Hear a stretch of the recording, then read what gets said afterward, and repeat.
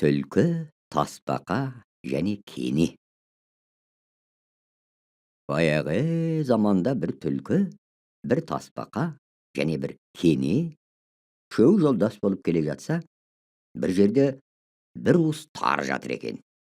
Үшеуі ойласып, мұны тұқым болып жерге егіп, көбейтіп бөліп алайық дейді. Түлкі бір жарды көріп, мен осы жарды сүйеп тұрайын, болмаса құлап кетер деп, көлеңкені саялап жатып алады. Тасбақа байғұс жер тырналап, кене сорлы тарыны жиып, егіп әлекке түседі. Сөйтіп көп бейнет шегіп, піскен соң ол тарыны орып алады. Бастырғанда бір аяқ тары болады. Біреу барып түлкіні шақырып келеді.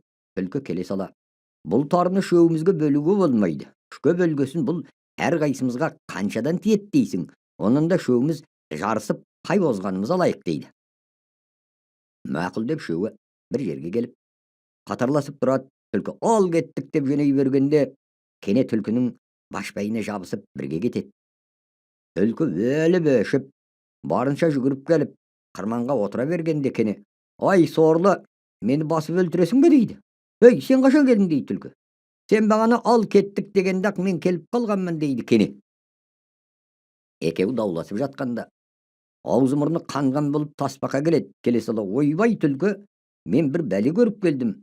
Жаңа сендердің артыңнан екі қарагер аты бар, қара бүрікті бар, және екі тазысы бар екі адам келіп, жаңағы қасыңдағы түлкі жолдасыңды тауып бер деп, менің аузы мұрнымды қан қылды. Сонда да айтқаным жоқ, осы жаққа қарай келе жатыр дейді. Түлкі, айналайындар-ай, мені айта көрмеңдер. Мына тарыны екеуің тең бөліп ал, мен сендерге риза болайын. Олар келсе, білмейміз қайда кеткендеңдер деп тұра жөнеліпті.